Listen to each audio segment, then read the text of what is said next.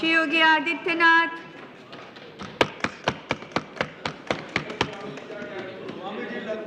अध्यक्ष महोदय,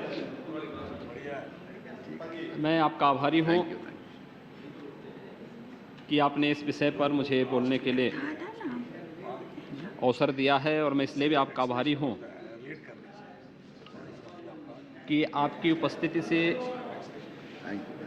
इस गंभीर मुद्दे की गंभीरता और बढ़ी है, और केवल गंगा रक्षा के लिए ही नहीं, बल्कि गंगा के माध्यम से भारतीय संस्कृति और भारतीयता के ऊपर जो संकट वर्तमान में आया है, उस संकट से उभारने के लिए आपके इस सरल और सहज स्वभाव के कारण हम सबको भी एक नई ताकत प्राप्त हुई है।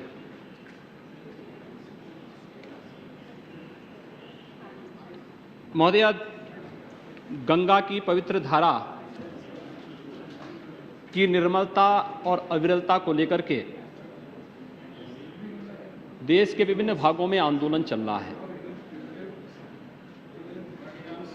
और अगले वर्ष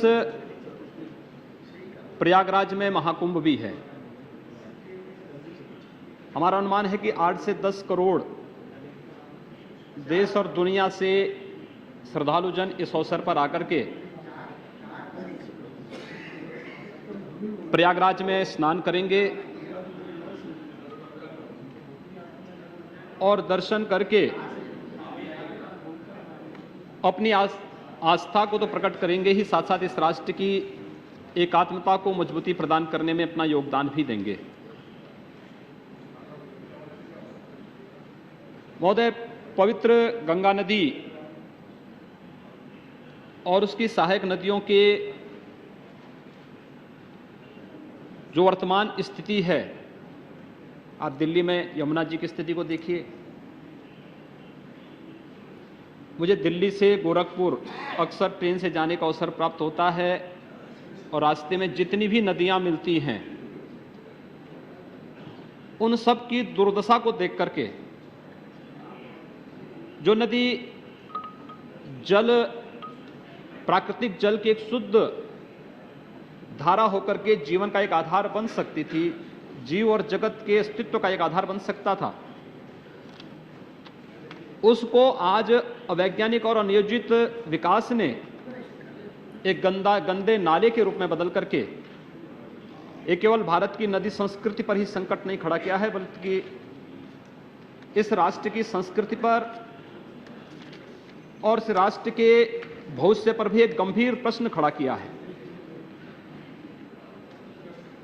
और इसलिए प्रत्येक देशभक्त का, राष्ट्रभक्त का और प्रत्येक भारतीय का इससे चिंतित होना स्वाभाविक है, क्योंकि भारतीय मनीषा ने तो जल को जीवन का आधार माना है।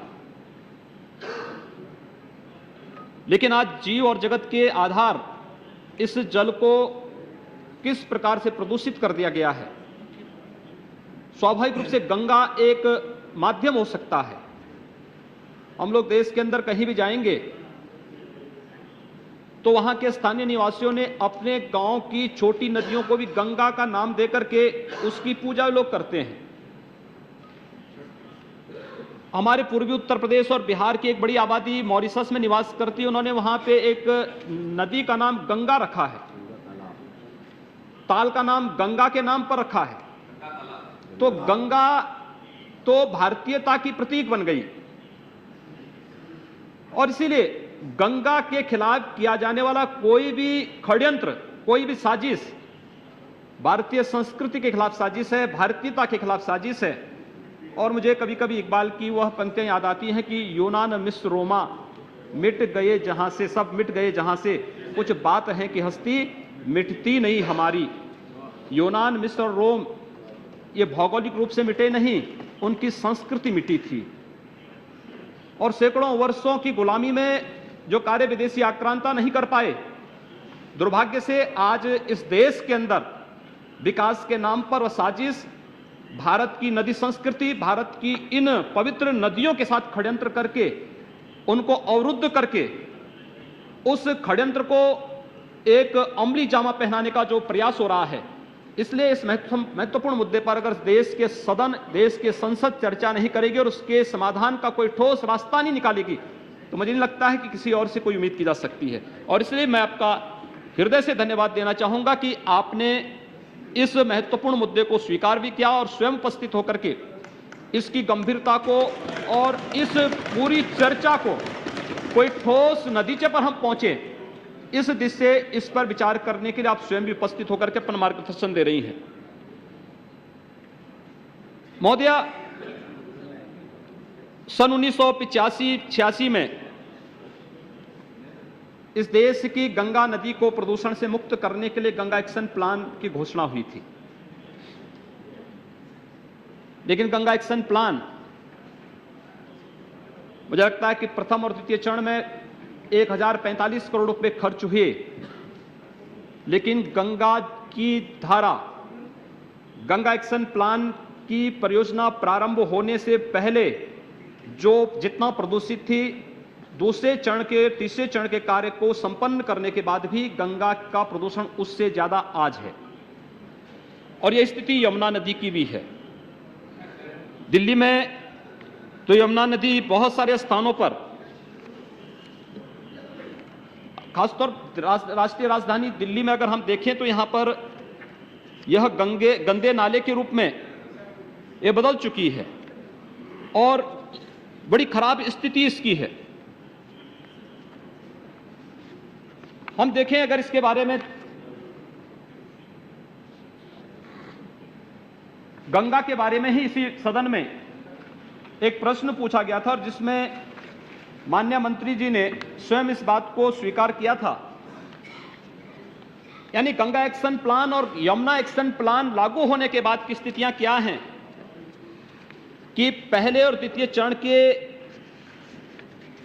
कार्य पूरे होने के बाद भी जो नदियों में सीवेज का गंदा पानी गिरता है, उसमें 38,254 मिलियन लीटर प्रतिदिन जो अनुमानित सीवेज गिरता है, उसमें से मात्र 11,787 मिलियन लीटर प्रतिदिन के ही ट्रीटमेंट की व्यवस्था है, बाकी की व्यवस्था नहीं। आखिर नदी शुद्ध रहेगी कैसे? हम ये सब जिम्मेदारियां राज्य प्रदेश के ऊपर डालना चाहती है कि ये प्रदेश की जिम्मेदारी है और प्रदेश की सरकारें धन का रोना रो करके अपनी जिम्मेदारियों से बचना चाहती हैं। और ये कारण इसलिए हो रहा है महोदय, अगर गंगा माता वोट दायिनी होती तो संभवतः मोक्षदायिनी ये गंगा इस प्रकार से आज भारत की इस वर्तमान पीढ़ी के लिए इस प्रकार से नहीं रो रही होती, अपने अस्तित्व के लिए नहीं रो रही होती। जो वर्तमान में दुर्दशा है, इस प्रकार की त्रासदी से वो नहीं झेल रही होती। हम पूरे देश के अंदर देखेंगे तो देश का जो 40% सिंचित क्षेत्र है वो केवल गंगा का जो द्वाब है, गंगा जो क्षेत्र है, यही 40% सिंचित क्षेत्र पूरे देश के अंदर है और इसमें देश की लगभग 47% जनसंख्या निवास करती है। लेकिन उस सब के बावजूद आज तक कोई भी प्रभावी कार्रवाई नहीं हो पाई। गंगा एक्शन प्लान की जो घोषणाएं हुई थी, जिसमें 270 परियोजनाएं बनी थी, उत्तर प्रदेश में 43, पश्चिमी बंगाल में 170, उत्तराखंड में 37, इसमें से कोई भी परियोजना आज तक पूरी नहीं हुई। और इसी प्रकार से इस देश के अंदर गंगा की अविरलता और निर्मलता के लिए जो आंदोलन हुए, उसको लेकर के फरवरी 2009 में माननीय प्रधानमंत्री जी ने राष्ट्रीय गंगा नदी बेसिन प्राधिकरण का गठन किया।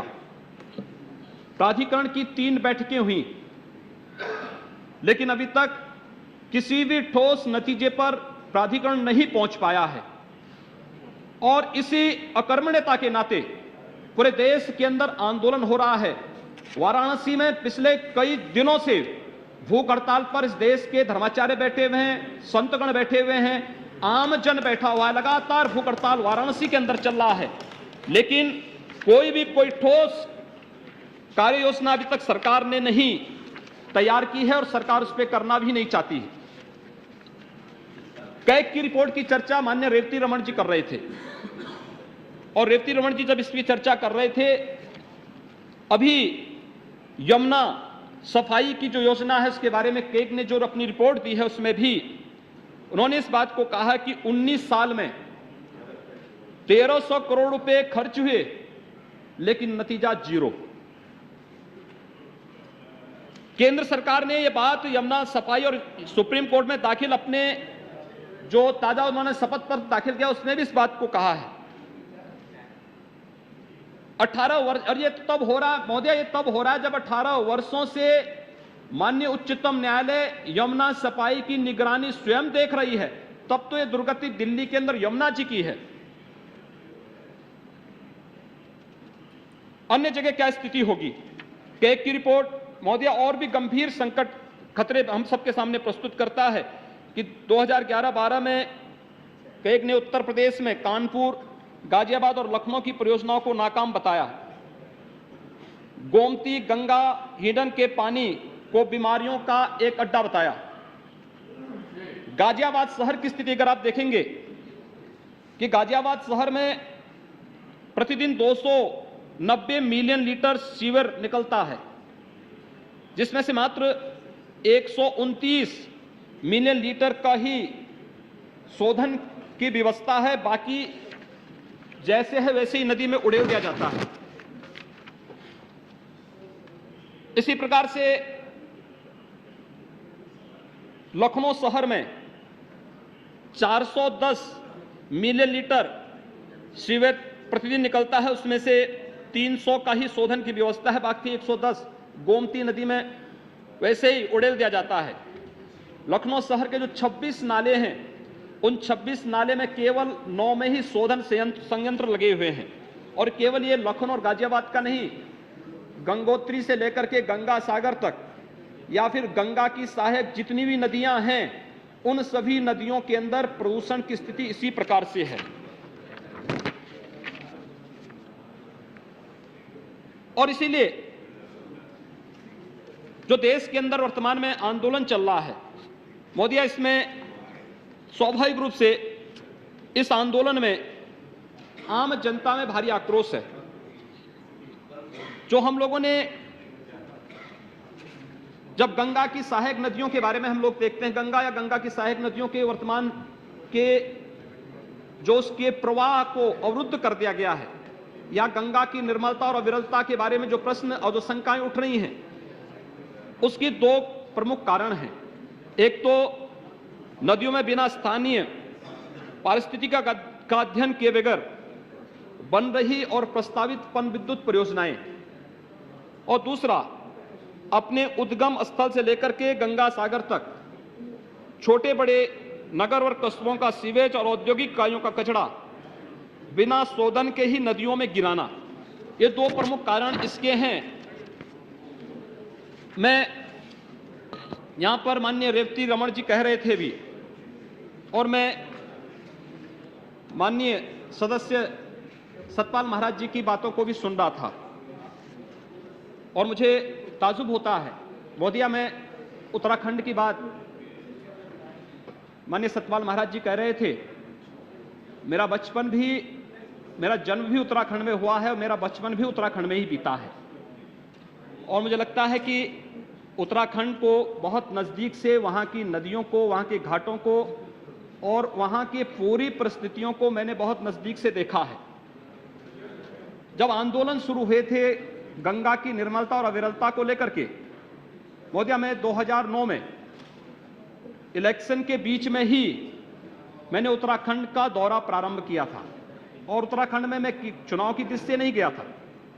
मैं केवल इस बात को देखा था कि गंगा की निर्मलता और गंगा की अविरलता पर जो प्रश्न लग रहे हैं, आखिर ये कितने सच हैं। मैं आपको यानी मुझे बताते हुए बड़ा अफसोस हो रहा है कि गंगोत्री से लेकर के उत्तरकाशी तक जो भागीरथी की मूल धारा है, लगभग 103 किलोमीटर का, जिसको कि पर्यावरण और वन मंत्रालय ने हाई इको जोन भी घोषित किया है, माननीय श्री जयराम रमेश जी ने किया था, और मैं उसके लिए उन्हें धन्यवाद भी दूंगा। आप आश्चर्य करेंगे, बहुत सारे स्थान ऐसे थे जहां पर भागीरथी में एक बूंद पानी नहीं था। पूरी नदी को सुरंगों के अंदर डाल दिया गया था और सुरंगों के अंदर डाल करके फिर अगर माननीय महाराज जी तो कम से कम एक धार्मिक व्यक्ति हैं और उनका आज का जो साफा है वह तो स्वयं उनकी धार्मिकता को और भी प्रदर्शित करता है। लेकिन मैं इस बात के लिए माफी चाहूंगा कि गंगा की शुद्धता, गंगा जल में अमृत का जो गुण है वह एक दैवीय नदी तो है ही, इसमें कोई संदेह नहीं, लेकिन उसके साथ साथ नदी की धारा के साथ साथ नदी के उस गुण के लिए दो बातें बड़ी आवश्यक होती हैं। वह होता है एक भूमि और दूसरी भूमा। नदी की धारा जब तेजी के साथ चलती है तो भूमि उसकी गंदगी को अवशोषित करती है। हम मां धरती मां को मां अचानक नहीं कहते हैं, क्योंकि मां अपने बच्चे के साथ जिस प्रकार से बचपन से ही उसकी गंदगी के साथ किसी प्रकार का भेदभाव नहीं करती, यह धरती माता उस जल के साथ करती है। और उस जल के शोधन में जब आसमान से ऑक्सीजन का उसमें जब वह नदी का जल पत्थरों से, चट्टानों से टकराता हुआ आगे बढ़ता है और ऑक्सीजन के साथ उसका एक साथ समन्वय होता है, तो वह जल के प्रदूषण को दूर करके उसकी शुद्धता को बढ़ाता है, उसमें ऑक्सीजन की मात्रा को बढ़ाता है। इसलिए भूमि और भूमा नदी के प्रदूषण को मुक्त करने के लिए अत्यंत आवश्यक है। और लेकिन जब हम नदी को सुरंगों के अंदर डालने का प्रयास करते हैं तो हम भूमि से उसका संबंध तोड़ देते हैं और भूमा से भी उसका संबंध तोड़ देते हैं। वह स्वाभाविक रूप से प्रदूषित होगा ही होगा और आज यही उत्तराखंड में हो रहा है। दूसरा, सुरंगों के अंदर पूरी गंगा को डाल दिया गया। भागीरथी में एक बूंद पानी नहीं, गंगा प्रदूषित होगी। दूसरा, बांध बनाए जा रहे हैं, एक बांध नहीं। मोदिया, कुछ बांधों की चर्चा यहां पर हुई। मैं बांधों की चर्चा अगर आप करूंगा, आपके सामने करूंगा, जो कार्यरत परियोजनाएं हैं उसमें से चिल्ला है, टिहरी की है, मनेरी भाली है नंबर 1, मनेरी भाली नंबर 2 और विष्णु प्रयाग, ये 5 परियोजनाएं कार्यरत। जो निर्माणाधीन परियोजनाएं हैं उनमें काली गंगा 1, काली गंगा 2, कोटेश्वर, कोटली भेल द्वितीय, कोटली भेल थर्ड, तपोवन, विष्णुगाड़, पाला मनेरी, मदमहेश्वर, लोहारी नागपाला, श्रीनगर, सिंगोली भटवाड़ी।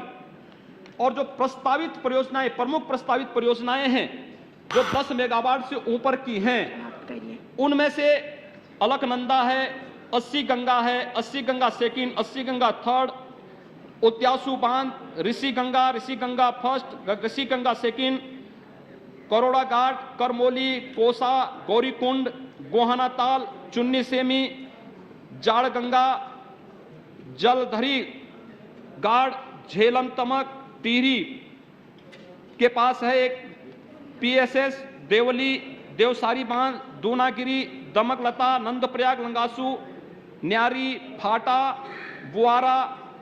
बुआला, नंदप्रयाग, बंगरी, भिलंगना 2, भिलंगना 3, भूंतर गंगा, भैरों घाटी, मलारी, मंदानी गंगा, नाग, मेलखेत, रामबारा, लता तपोवन, बनाला और विष्णुगाड़ पीपल कोटी परियोजना।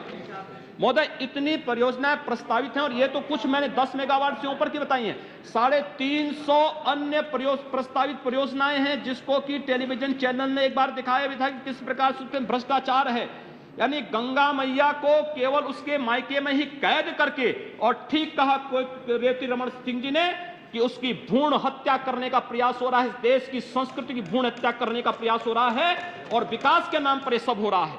और विकास के नाम पर इस प्रकार की स्थिति को बंद किया जाना चाहिए। और शरारत किस रूप में? महोदय, श्रीनगर के पास एक परियोजना बन रही है, धारी देवी प्रोजेक्ट श्रीनगर के पास। वहां पर सिद्ध देवी का स्थान है, धारी देवी। मैं तो उम्मीद करता था कि महाराज जी उसके बारे में बोलेंगे। 1986 में उस प्रोजेक्ट को स्वीकृति मिली थी और मात्र 63 मीटर ऊंचा उठाने के लिए मिला थी, लेकिन उनकी मनमानीपन देखिए, 95 मीटर उसको ऊंचा कर दिया गया। आसपास के दर्जनों गांव और सैकड़ों हेक्टेयर भूमि को उसमें डुबो दिया गया और ऐतिहासिक सिद्ध धारी देवी के स्थान को भी डुबोने का साजिश हो रहा है। और जब इस मामले को यहां संसद में मैंने उठाया था तो महोदय अगले दिन उसका प्रोजेक्ट का एक अधिकारी मेरे पास गोरखपुर में पहुंच गया था। मैंने कहा भी कैसे आए, तो उसने कहा कि मैं वहां से आया हूं। मैंने कहा क्या है, क्या मामला है?